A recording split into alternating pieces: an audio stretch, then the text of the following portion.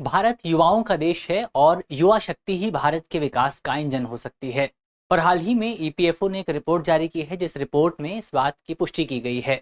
Report ये बताती है कि भारत की जो वर्कफोर्स है उसमें युवाओं की संख्या में बढ़ोतरी आपको देखने को मिल रही है। यानी जो डिविडेंड हमारे पास मौजूद है, जो डेमोग्राफिक डिविडेंड हमारे पास मौजूद है, उसका लाभ जल्द ही भारत को प्राप्त होता हुआ आपको नजर आ सकता है, जो कि जाहिर तौर पर भारत के आर्थिक विकास के लिए काफी इंपॉर्टेंट है।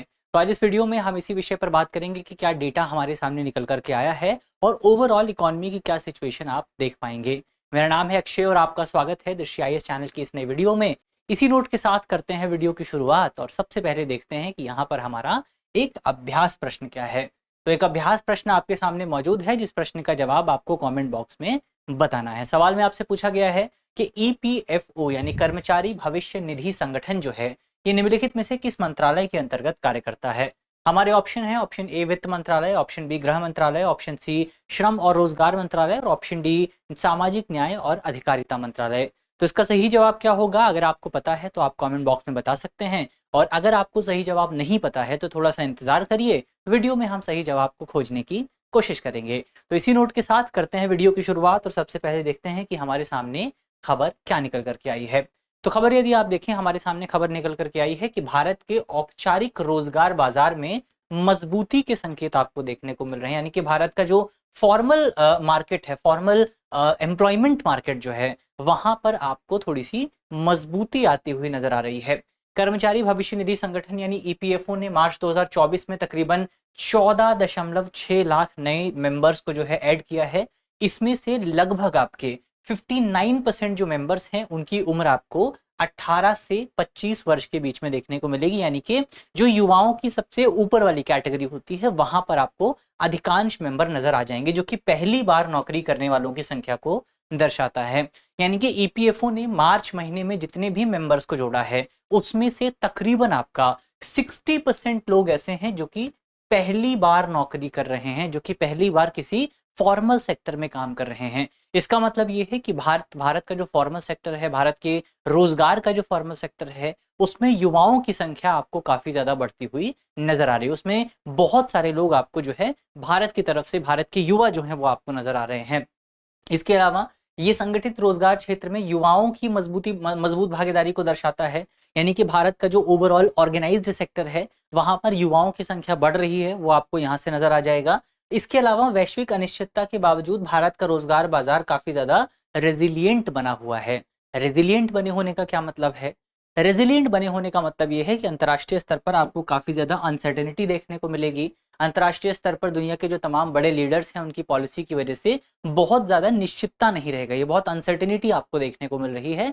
लेकिन इस अनसर्टेनिटी के बावजूद भी भारत का जो रोजगार बाजार है, वहां पर आपको कोई बहुत बड़ा खतरा होता हुआ नजर नहीं आ रहा है। वहां पर आपको रोजगार में बहुत ज्यादा कमी नजर नहीं आ रही है, बल्कि युवाओं की संख्या और ज्यादा बढ़ ही रही है। तो इसको आप भारत के लिए अच्छी बात कह सकते हैं कि भारत का जो रोजगार बाजार है, एम्प्लॉयमेंट मार्केट है, वो काफी ज्यादा रेजिलियंट बना हुआ है।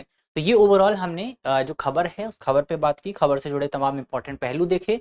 अब भारत में बेरोजगारी की क्या स्थिति है, थोड़ा सा इसको समझने की कोशिश करते हैं, रिपोर्ट क्या बताती है उस पर बात करते हैं। तो यहाँ पर आपका जो पीरियोडिक लेबर फोर्स सर्वे है, आवधिक श्रम बल सर्वेक्षण, क्या पीएफएस यानी कि पीरियोडिक लेबर फोर्स सर्वे। तो पीरियोडिक लेबर फोर्स सर्वे का डेटा अगर आप देखेंगे तो डेटा ये बताता है कि अप्रैल 2025 में भारत में 15 वर्ष से अधिक आयु वर्ग वाले जो लोग हैं, उनके बीच में बेरोजगारी दर तकरीबन 5.1% के आसपास है। कितनी है? 5.1% के आसपास है। 15 से 29 आयु वर्ग में महिलाओं के बीच अगर आप बेरोजगारी देखें तो ये तकरीबन आपका 14.4% के आसपास मौजूद है, और पुरुषों के बीच में जो बेरोजगारी है वो तकरीबन 13.6% के आसपास नजर आएगी। अब महिलाओं के बीच में बेरोजगारी दर आपको ज्यादा नजर आएगी। इसके पीछे का कारण क्या है? इसके पीछे का कारण यह है कि बेसिकली भारत में महिलाओं की शिक्षा पर काफी ज्यादा जोर दिया जा रहा है, व्यवसायिक प्रशिक्षण पर काफी ज्यादा जोर दिया जा रहा है, जिसकी वजह से महिलाओं की जो भागीदारी है वर्क फोर्स में, वो बढ़ रही है। और वर्क फोर्स में उनकी भागीदारी बढ़ रही है तो उनके बीच में बेरोजगारी दर भी आपको बढ़ती हुई नजर आ रही है। यानी कि जितनी दर से महिलाओं को हम प्रशिक्षित कर रहे हैं, उतनी दर से महिलाओं के लिए हम रोजगार जनरेट नहीं कर पा रहे हैं। अब आप सोचेंगे कि बेरोजगारी दर बढ़ रही है तो ये महिलाओं की उच्च शिक्षा को कैसे दर्शाता है? तो दरअसल पहले क्या होता था कि महिलाओं की बेरोजगारी दर काफी कम हुआ करती थी। बेरोजगारी दर के कम होने का मतलब ये है कि ओवरऑल आपका बेरोजगारी किस चीज को दर्शाती है? बेरोजगारी दरअसल ये दर्शाती है कि आपका कितने लोग रोजगार की तलाश में हैं लेकिन उनको रोजगार नहीं प्राप्त हो रहा है। अब क्योंकि पहले क्या होता था कि महिलाएं बहुत ज्यादा शिक्षित नहीं हुआ करती थी, महिलाओं की उच्च शिक्षा तक पहुंच इतनी ज्यादा नहीं थी, इतना ज्यादा व्यवसायिक प्रशिक्षण उनको प्राप्त नहीं होता था, तो वो रोजगार की तलाश भी नहीं करती थी। पर क्योंकि अब महिलाओं को उच्च शिक्षण प्राप्त होता है, प्रशिक्षण प्राप्त होता है, ट्रेनिंग प्राप्त होती है, तो महिलाएं रोजगार की तलाश भी करती हैं। और जब आप रोजगार की तलाश करते हैं तो फिर आप बेरोजगारी की कैटेगरी में आते हैं। लेकिन अगर आप रोजगार की तलाश ही नहीं कर रहे हैं तो आप बेरोजगारी की कैटेगरी में नहीं आते हैं। इसी वजह से महिलाओं के बीच में उच्च शिक्षा बढ़ी है, व्यवसायिक प्रशिक्षण आपको देखने को मिला है, और इसी का परिणाम है कि बेसिकली आपका जो बेरोजगारी दर है वो काफी ज्यादा बढ़ गई है महिलाओं के बीच में। तो ये कुछ इंपॉर्टेंट पॉइंट यहाँ पर हमने बेरोजगारी की स्थिति को लेकर के देखा। इसके अलावा अगर आप बात करें सेक्टर वाइज हायरिंग की क्या सिचुएशन है, यानी कि सेक्टर वार अगर आप आंकड़ों पर नजर डालें तो एक इंडेक्स है, इंडेक्स का नाम है नौकरी जॉब स्पीक इंडेक्स। तो नौकरी जॉब स्पीक इंडेक्स में अगर आप देखें तो अप्रैल 2025 में 9% की वार्षिक वृद्धि दर दर्शाई गई, यानी कि इतनी दर से आपको भारत में रोजगार के आंकड़े जो है वो बढ़ते हुए नजर आएंगे, जो कि मार्च की मंदी के बाद एक पुनरुद्धार का संकेत यहाँ पर प्रदान करता है। यानी कि मार्च महीने में आपको थोड़ी सी कमी देखने को मिली थी, लेकिन अप्रैल के महीने में आपको थोड़ा सा एक वृद्धि देखने को मिली है, कहां पर? रोजगार के मामलों में। तो एक अच्छी सिचुएशन आप कह सकते हैं। कहां पर सबसे ज्यादा वृद्धि हुई है? तो इसमें आपका फार्मास्यूटिकल सेगमेंट में सबसे ज्यादा ग्रोथ आपको देखने को मिली है, रियल एस्टेट के सेगमेंट में ग्रोथ आपको देखने को मिली है, फिर ग्लोबल कैपेसिटी सेंटर्स के सेगमेंट में आपको ग्रोथ देखने को मिली है, ऑयल एंड गैस का जो सेगमेंट है, ये जो क्षेत्र है यहाँ पर हायरिंग में आपको तेजी देखने को मिली है। और इन तमाम सेक्टर में सबसे खास बात क्या है? ये तमाम सेक्टर जो हैं वो आपका इकोनॉमी में व्हाइट कॉलर जॉब्स को दिखाते हैं, श्वेत पोस्ट जो है इस तरह की नौकरियों को प्रदर्शित करते हैं। तो इनके संकेत में आपको ओवरऑल सुधार जो है वो देखने को मिला है। तो ओवरऑल आप कह सकते हैं कि हमारी अब ये जो व्हाइट कॉलर जॉब है ये किस चीज को दर्शाता है? ये दर्शाता है कि हमारी इकोनॉमी जो है वो अनऑर्गेनाइज्ड से आगे बढ़ करके ऑर्गेनाइज्ड सेक्टर की तरफ जा रही है, संगठित क्षेत्र की तरफ हम जो है ट्रांसफर कर रहे हैं। ये हमारी इकोनॉमी के लिए आप एक अच्छी बात मान सकते हैं। तो ये हमने सबसे पहले देखा कि आपका सेक्टर वार हायरिंग का क्या ट्रेंड रहा है। सेक्टर वाइज अगर आपने डेटा को देखा तो क्या सिचुएशन है। विनिर्माण क्षेत्र की बात करते हैं, विनिर्माण क्षेत्र के साथ साथ आप सर्विस सेक्टर को भी इसमें ऐड कर सकते हैं। इसकी क्या सिचुएशन है, थोड़ा सा इसको समझने की कोशिश की जाए तो जब आप विनिर्माण क्षेत्र की बात करते हैं या सर्विस सेगमेंट की बात करते हैं तो इसके लिए जो सबसे बेहतरीन इंडिकेटर है वो है आपका पीएमआई। पीएमआई क्या है? पीएमआई का मतलब है purchasing managers index. Purchasing managers index basically आपका एक कंपनी के भीतर जो डिसीजन मेकर्स होते हैं उनके अनुमान के आधार पर तैयार किया जाता है। उनसे कुछ सवाल पूछे जाते हैं, फिर उसके आधार पर उसको तैयार किया जाता है। अब अगर आप ट्रेंड की बात करें तो ट्रेंड ये बताता है कि पिछले 14 महीनों में जो हमारा पीएमआई है, जो परचेजिंग मैनेजर्स इंडेक्स है, वो लगातार आपका विस्तारित क्षेत्र में रहा है। अब अगर आपने हमारे प्रोग्राम को फॉलो किया है, हम लगातार पीएमआई पर बातचीत करते रहते हैं कि ये पीएमआई होता क्या है। पीएमआई को प्राइवेट सेक्टर का बेसिकली इंडिकेटर माना जाता है। पीएमआई सरकार जारी नहीं करती है, ये भी आप याद रखिए। पीएमआई जारी करने का काम एक प्राइवेट कंपनी द्वारा किया जाता है। अब पीएमआई के बारे में खास बात आपको याद रखनी है कि इसमें 3 कैटेगरीज होती हैं। कौन कौन सी कैटेगरी है? एक है आपका 0 से लेकर के 49 के बीच में, दूसरा है आपका 50 और तीसरा है आपका 51 से लेकर के 100 के बीच में। अब यहाँ पर तीनों के अलग अलग मतलब होते हैं।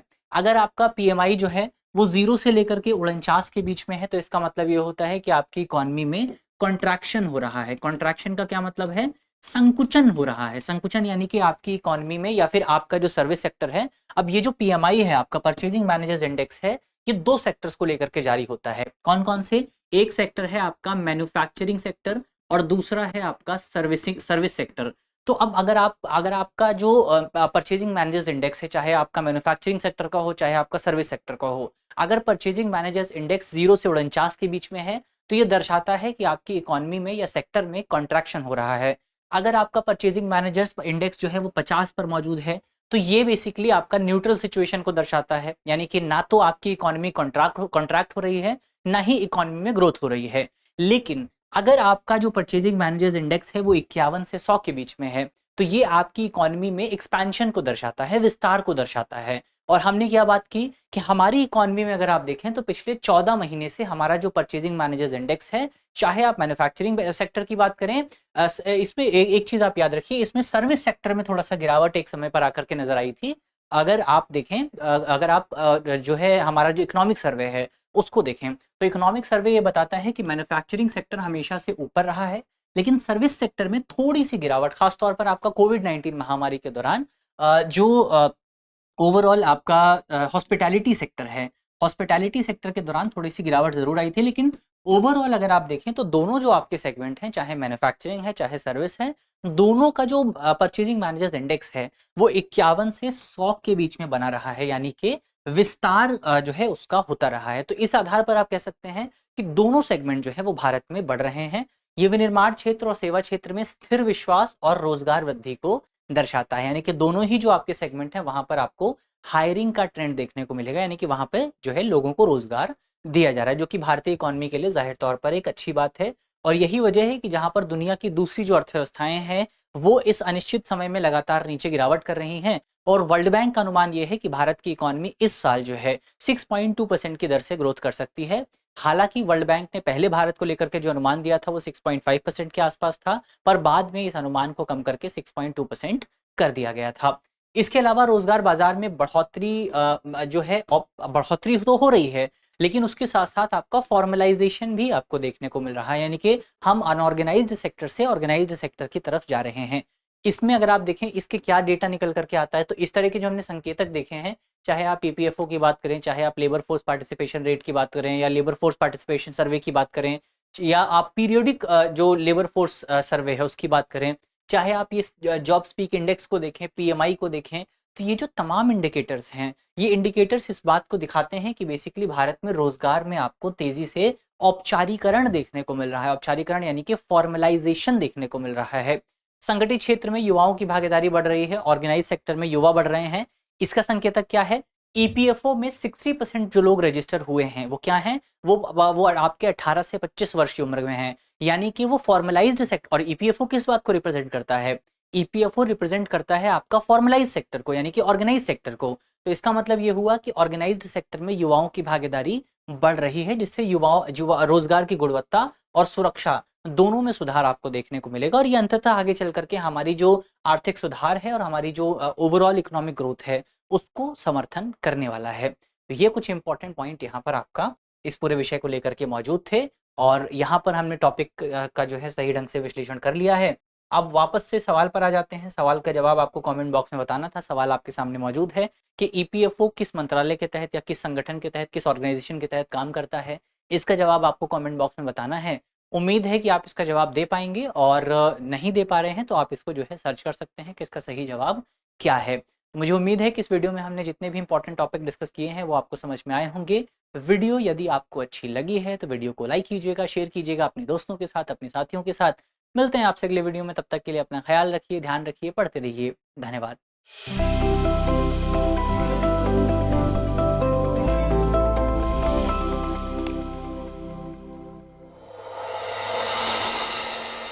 डियर व्यूअर्स, अपने एग्जाम की तैयारी को और बेहतर करने के लिए हमारे चैनल को लाइक, शेयर और सब्सक्राइब करना न भूलें।